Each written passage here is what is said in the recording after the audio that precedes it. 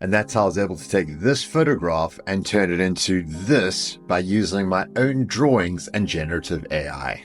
It didn't take the Terminator movie for us as humans to be consumed by this idea that one day machines might in fact take over. There have been several years now of development with AI, machine learning that's been growing, and significantly so, to the point where now it's almost impossible to just keep up with what's coming out.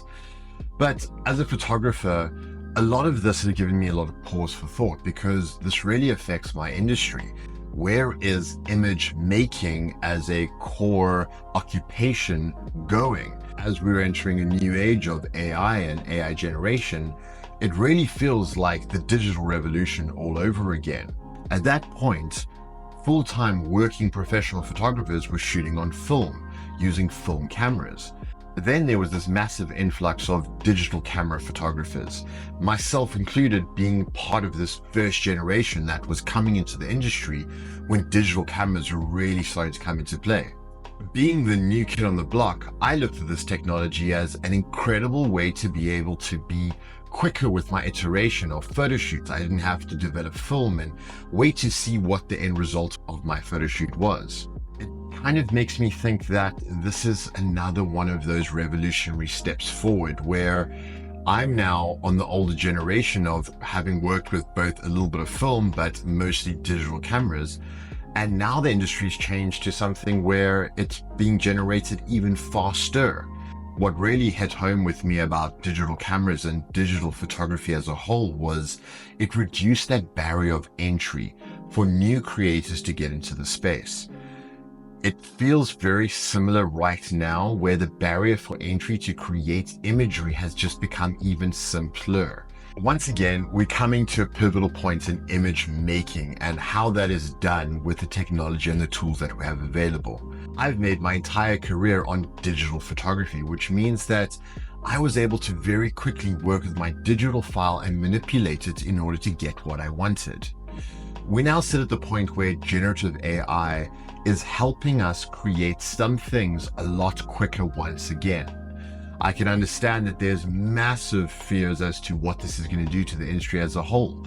And I really have no idea at this stage, so I can't really even speculate as to where it's going to be in the next year or even 2 to 3 years from now. What I can do though is make sure that just like when digital came in and phased out film photography, AI is coming in and it's shaping how imagery is being made. The one constant though that I've been thinking a lot about, and I think actually will stand true, is the artistry behind it. You can give a digital camera to literally anyone, and I love these videos where they do pro versus novice. They give the pro the absolute worst digital camera and the novice the best digital camera. And at the end of the day, the pro is still the one that is bringing the artistry into what they're creating. I have a firm belief that generative AI is going to follow very much the same sort of trend. It still is going to require some sort of artistry from the user's point of view as to how they want that shaped. I want to make sure that I can evolve with it, and as it's evolving, I'm coming up with new ideas of how to incorporate it into my digital photography. But I wanted to show you how I'm personally using generative AI in a slightly different way to what I think I've seen a lot of other people using it. While yes, you can use generative AI to generate an entire scene for you, I feel like this is taking too much control out of my hands as an artist. It's like someone that uses their camera on auto permanently. Yes, they're still using the tool, but that tool is still doing a lot of the thinking for them. I would like to still remain in control as much as possible. So what I want to show you today is how I'm incorporating generative AI into my digital photography. The way I'm doing so replaces a method that I've been using for easily the last 10 years. And that is putting little elements together to form up my scene. Let me show you that. We had a shot that was shot in motion. So when I'm looking at this, and I'm going to just now use a big red marker here so that you can see there's elements that I want to keep and elements that I want to replace in the scene. Our car, we shot that for real. We want to keep that in place. Other things that I can use is I can see this road shot that's in motion, this is all great. And I just actually want to replace this area with something else. So how do we do that? Just like normal, you would separate your scene to be your car area, which would be selected out. Then you'd have your foreground area, which would be here, we would also select. But then there's the part of how do I want to change that? So one way you could do this is we could say, for example, you know what? Let's see what it gives us if we select load selection. We're going to select the car and the environment, and then we're going to change the rest up. We're going to change that. Let's see what generative fill does if we say racetrack environment, white pavilion, grandstand in motion. Let's see what it gives us. This is what it gives us as far as racetrack environment and white grandstand. It's pretty terrible. So I'm not going to use this. I know that if I want to make this scene, I need to build it up exactly how I would build up a scene previously with composite techniques. So let me plan my scene. I want some sort of wavy pavilion grandstand here. And in the distance, I want some mountains there. I want a nice blue sky. And here we'll have some sort of pavilion grandstand that will make up that sort of shape. What I've been playing with is using generative AI to enhance a concept drawing or a sketch that I've already done. So now I know what I want my frame to look like. So now I've jumped into Midjourney because what I'm wanting to do is start getting my elements together that I want to just take out of a scene. I don't want Midjourney to do the whole scene because I already have half the frame that I want to use, which is my photography. It's just the background elements. So based on that sketch that I did, I quite like how that pavilion is going up to the right like that. And I'll show you now how we'll manipulate that. Quite like this because I can see that this is going to match up. You'll see now how I use it to still get even more customization as to what I want out of this. So I'm going to bring that image from Midjourney into my Photoshop as a new layer here. I've just disabled this, but you can see how it almost perfectly matches what I'm looking for to begin with. But what I'm going to do is I'm now just going to just deselect the original stuff that I have in my frame, just so I can see how it lines up with everything else. But now I want to add even a little bit more customization to this. Now I'm just working on this layer that I've brought in. I'm going to paint in, I'm going to grab this sort of grayish white color that is made of the grandstand.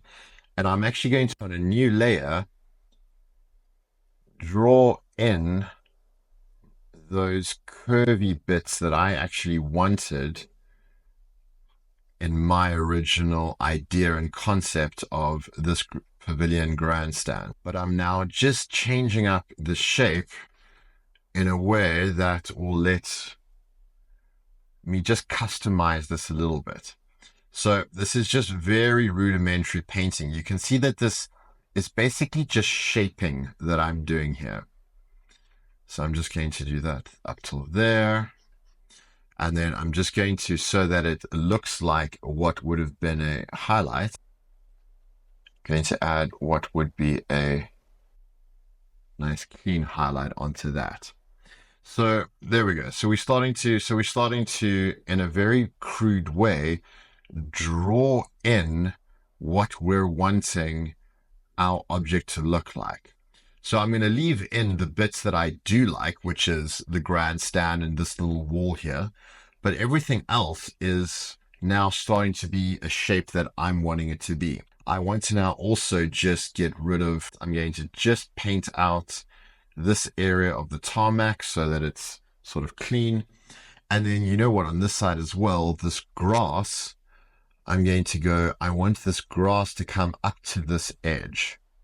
Because now when I use generative AI to redraw some of these areas, I wanted to know where I wanted to go to.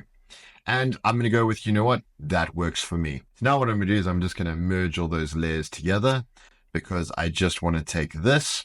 Now's where we're going to start using generative AI and what we've drawn as a way to render it in more detail.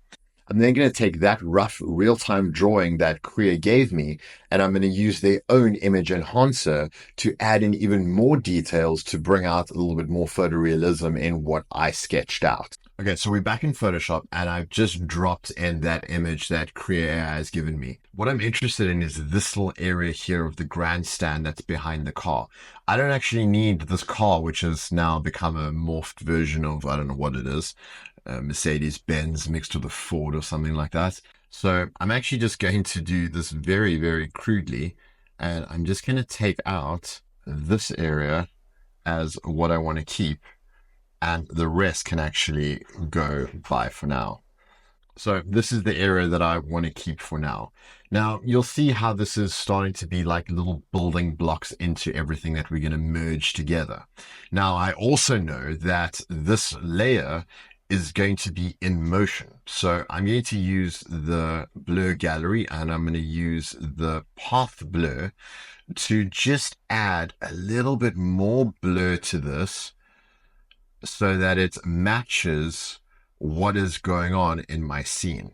So I'm just going to create some path blurs here, which follow this line. So in a very quick time, I've managed to go from this, which was my original concept. I was able to sketch out sort of what I wanted this to look like. I then generated the core parts that I wanted to work with and then manipulated them even further to get the exact customization that I wanted.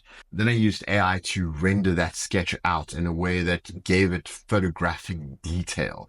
And that's really what AI is useful for, is it can take a simple sketch and extrapolate and add details in that would normally take you hours to do so if you were matte painting or if you were actually taking various little photo elements and putting them all together. This is how I used to do my retouching for years, is I would take multiple little bits of stock photos and put them all together and composite one image that was made up of 2, 3, 5, 10 images all together. My name is Seagram Pierce, and thank you for joining me on this one. I'll catch you in the next one, and we'll see what we'll get up to in there.